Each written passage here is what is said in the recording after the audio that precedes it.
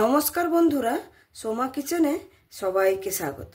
আপনারাও নিশ্চয়ই সবাই খুব ভালো আছেন। আজকে আমি একটা নাস্তার রেসিপি নিয়ে চলে এসেছি। নাস্তাটা বাচ্চা থেকে বড় সবাই কিন্তু খুব পছন্দ করবে। তাহলে এই আমার নাস্তার রেসিপিটা প্রথম থেকে শেষ পর্যন্ত দেখার অনুরোধ রইল। আপনারা যদি এখনো আমার চ্যানেলটা সাবস্ক্রাইব না করে থাকেন তাহলে সাবস্ক্রাইব করে আর একটা ছোট্ট লাইক দিয়ে আমার পাশে থাকবেন। আপনাদের সঙ্গে কথা বলতে বলতে আমি এখানে গাজরটা এরকম গ্রেট করে নিচ্ছিলাম। আর নাস্তার জন্য আমি এখানে সমস্ত কিছু গুছিয়ে রেখেছি। গাজরটা গ্রেট করে নিয়েছি। এখানে আমি নাস্তাটা তৈরি করার জন্য সুজি নিয়েছি। এখানে নিয়েছি 1 কাপ আর হাফ কাপ। এই সুজির সঙ্গে এই কাপ মেপে আমি 1 কাপ দই নিয়ে নেব, টক দই। এটা একটা সুন্দর একটা হেলদি নাস্তা, যে বাচ্চা থেকে বড় সবাই পছন্দও করবে আর শরীরের জন্য কিন্তু খুবই একটা উপকারী নাস্তা।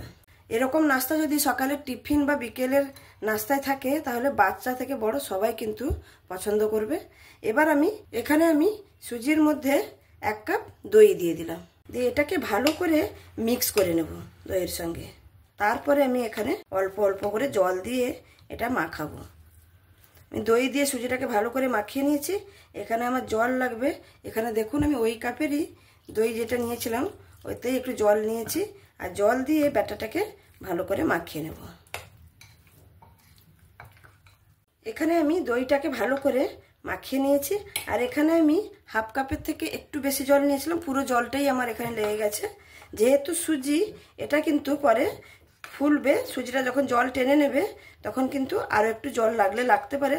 সেটা কিন্তু আমি পরে দেখব, যদি লাগে তো আমি দেব, না হলে দেওয়ার কোনো দরকার নেই। আমি এখানে সমস্ত মিক্স করে নিয়েছি। এবার এখানে আমি লবণ দিয়ে দেব স্বাদ মতন।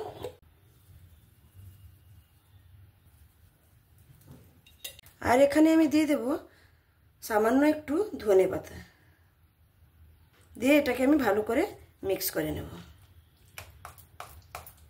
আর এখানে আমি দেব এরকম দেখুন তড়কা প্যান একটা নিয়েছি, তেলটাকে আমি ভালো করে গরম করে নিয়েছি, সাদা তেলই। আর এর মধ্যে আমি রাই আর একটু জিরে আমি এবার এই তেলটা এখানে আমি দিয়ে দেব। দিয়ে এটাকে ভালো করে মিক্স করে তড়কাটা লাগালে এই নাস্তাটা খেতে কিন্তু দুর্দান্ত স্বাদের হয়। অবশ্যই আপনারা এই পদ্ধতিটা স্কিপ করবেন না, এটা করবেন। দিয়ে ভালো করে মিক্স করে নিয়েছি। এবার আমি এটাকে একটা ঢাকনা দিয়ে 10 থেকে 15 মিনিটের মতন আমি রেস্টে রেখে দেব। ততক্ষণে আমি একটা পুর বানিয়ে নেব। আমি এখানে পুরটা বানানোর জন্য একটা ননস্টিকের প্যান বসিয়ে নিয়েছি। তাতে দিয়ে দেব সামান্য পরিমাণে একটু সাদা তেল। আপনারা চাইলে এখানে ঘিও ব্যবহার করতে পারেন। এবার তেলটা গরম হয়ে গেছে। এখানে আমি একটু কালো সর্ষে ফোড়নে দিয়ে দেব। তার সঙ্গে এখানে আমি দিয়ে দেব কারি পাতা। তার সঙ্গে দিয়ে দেব আমি একটা বড় সাইজের পেঁয়াজ কুচি আর 4টা থেকে 5টা কাঁচা লঙ্কা কুচি। দিয়ে পেঁয়াজ কাঁচা লঙ্কা ভালো করে ভেজে নেব একটু।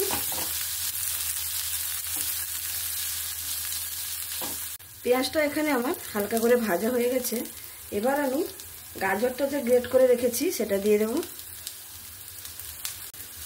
এটাকেও হালকা নেড়ে ছেড়ে নেব। যেহেতু গ্রেট করে নিয়েছি এখানে কিন্তু সেদ্ধ হতে বেশি টাইম লাগবে না। আমি 2-4 বার নাড়াচাড়া করে নিয়েছি। এরই সঙ্গে আমি দিয়ে দেব টমেটো কুচি।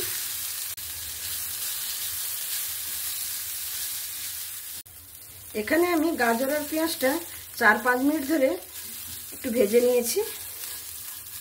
এবার আমি আলুটা এখানে দিয়ে দেব। যে আলু আমি সেদ্ধ করে রেখেছি সেটা এখানে আমি গ্রেট করে দিয়ে দেব। আপনারা চাইলে এখানে অন্য কোনো সবজি দিতে পারেন। আমি এখানে খালি পেঁয়াজ আর গাজরটা ব্যবহার করেছি। আর আলুটাকে এরকম গ্রেট করে দিলে কোনো দানা দানা থাকবে না।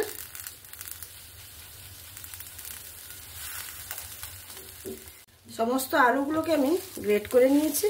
দিয়ে আমি সবজিগুলোর সাথে ভালো করে মিক্স করে নেব।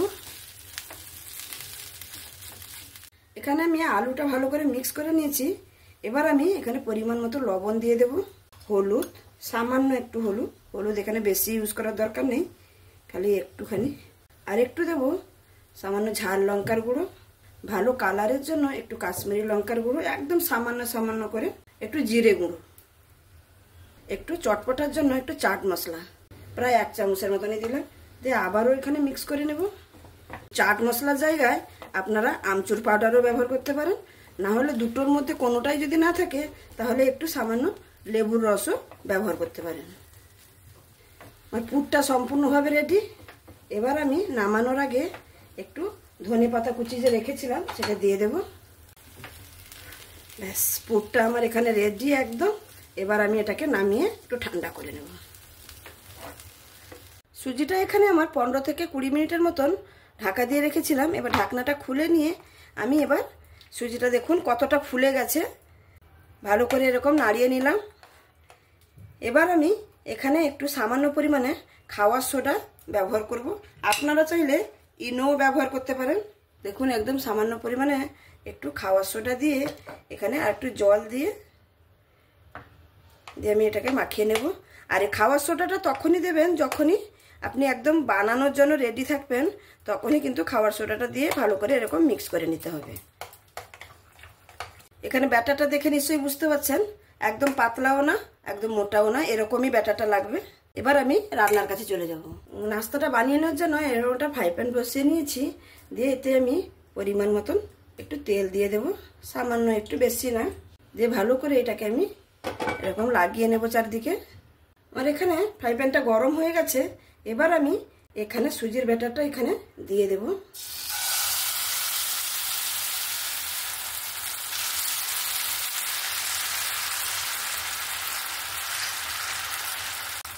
আমি এখানে বড় চামচের 3 চামচের মতন এখানে ব্যাটারটা দিয়ে দিলাম। দিয়ে চারিদিকে একটু সুন্দরভাবে এরকম ছড়িয়ে নেব, চারিদিকটা সমান হয়। খুবই কম তেল দিয়ে এই রেসিপিটা করা যায়। দেখুন আমি চারদিকটা একদম সুন্দরভাবে সমান করে নিয়েছি। দিয়ে আমি এটাকে একটা ঢাকা দিয়ে 5 মিনিটের মতন স্টিম করে নেব। আমার এখানে 5 মিনিট হয়ে গেছে। আমি আবার ঢাকনাটা খুলে নেব। দেখুন নিচটা সুন্দর দেখে বুঝতে পারছেন, সাইডগুলো একদম সুন্দরভাবে ছেড়ে দিয়েছে। এই নাস্তাটা করা কিন্তু খুবই সহজ। আর এটাকে কিন্তু একটু সাবধানে উল্টাতে হবে, যেহেতু বড় সাইজের করেছি। যদি খুন্তির সাহায্যে না উঠাতে পারেন, এরকম এর যে ঢাকনা আছে, যে কোনো ঢাকনা দিয়ে এরকম উল্টে নিলেই দেখুন একদম উঠে এসছে। দিয়ে এটাকে আমি আবার এটাকে দেখুন এরকমভাবে আবার এখানে বসিয়ে দেবো। একদম ইজিভাবে উল্টে নিয়েছি। এবার আমি যে আলুর পুরটা করে রেখেছি সেটা এখানে এর উপরে দিয়ে দেব। দিয়ে ভালো করে এরকম করে পুরোটাই, যতটা আমি সুজির ব্যাটাটা দিয়ে করেছি পুরোটা গায়ে এরকম করে পুরটাকে লাগিয়ে নেব। এই নাস্তাটা এই পর্যন্ত যদি আপনাদের ভালো লেগে থাকে তাহলে অবশ্যই লাইক, শেয়ার, কমেন্ট এবং সাবস্ক্রাইব করে আমার পাশে থাকবেন। দেখুন এখানে আমি সুন্দরভাবে পুরটাকে লাগিয়ে নিয়েছি। এবার আমি সাইড দিয়ে একটু তেল দিয়ে দেব নিচেরটা হওয়ার জন্য। আর গ্যাসটাকে কিন্তু আমি একদম স্লোতে রেখেছি। এবার আমার পুরটা দেওয়া হয়ে গেছে। এবার আমি বাদ বাকি ব্যাটারটা উপর থেকে দিয়ে দেব, এটাকে কভার করে দেব।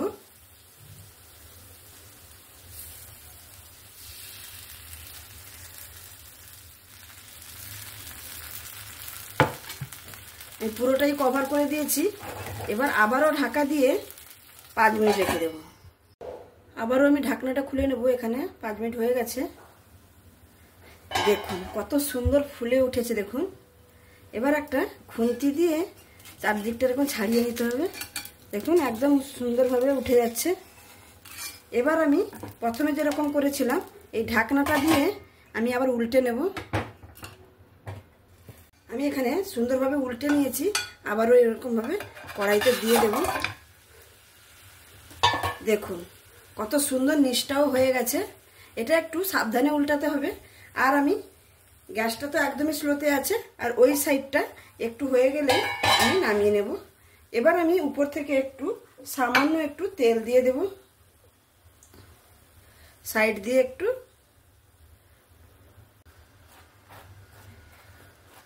এই সাইডটা যেভাবে কালারটা এসছে ওই সাইডটাও একটু সামান্য একটু কালার এসে গেলে আমি এবার তুলে নেব। এখানে আমার 2 মিনিট হয়ে গেছে। আমি এবার ঢাকনাটা খুলে নেব। দেখুন ওই সাইডটাও আমার সুন্দরভাবে একটু সেকে গেছে, বেশি কালার করার দরকার নেই, সামান্য একটু সেকে গেলেই হয়ে যাবে। এবার আমি এটাকে পরিবেশন করে আপনাদেরকে দেখাচ্ছি। আমি এখানে একটা এর মধ্যে তুলে নিয়েছি, আর এটাকে আপনারা অবশ্যই একটু ঠান্ডা করে কাটবেন। আমার এখানে গরম আছে, গরম করে কাটলে হয়তো ভেঙে যাওয়ার সম্ভাবনা থাকতে পারে। একটু ঠান্ডা হয়ে গেলে সুজিটা যখন টাইট হয়ে যাবে তখন কিন্তু কেটে নিলে ভালো হবে। তবু আমি চেষ্টা করছি আপনাদের দেখানোর জন্য। আপনাদের কাছে যদি পিৎজা কাটার থাকে তো পিৎজা কাটার দিয়েও কেটে নিতে পারেন। আমার কাছেও আছে, কিন্তু আমি আজকে খুঁজেই পাচ্ছি না কোথায় রেখেছি। এই দেখুন, এই নরম থাকার জন্য এরকম ফেটে যাচ্ছে।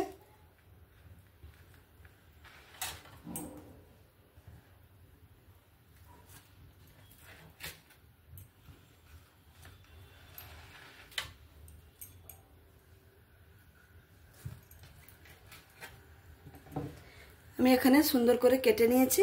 এবার আমি এক একটা পিস এরকম খুলে, প্রচণ্ড গরমের জন্য আমি এখানে তুলতেই পারছি না, তো আমি একটা বের করে দেখিয়েছি। দেখুন একদম ভেতরে কিন্তু পুরটা একদম ভরা আছে, আর দেখুন কত সুন্দর হয়েছে, আর একদম নরম তুলতুলে হয়েছে।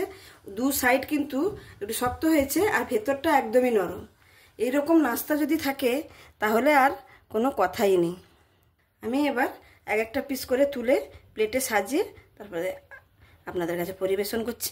বন্ধুরা দেখতেই পেলেন এই নাস্তার রেসিপিটা, দেখতে দেখুন অসাধারণ লাগে, আর খেতেও কিন্তু অসাধারণ লাগে। আমি এখানে টমেটো সস দিয়ে সার্ভ করেছি, আপনারা চাইলে যে কোনো সস দিয়েও এটা খেতে পারেন।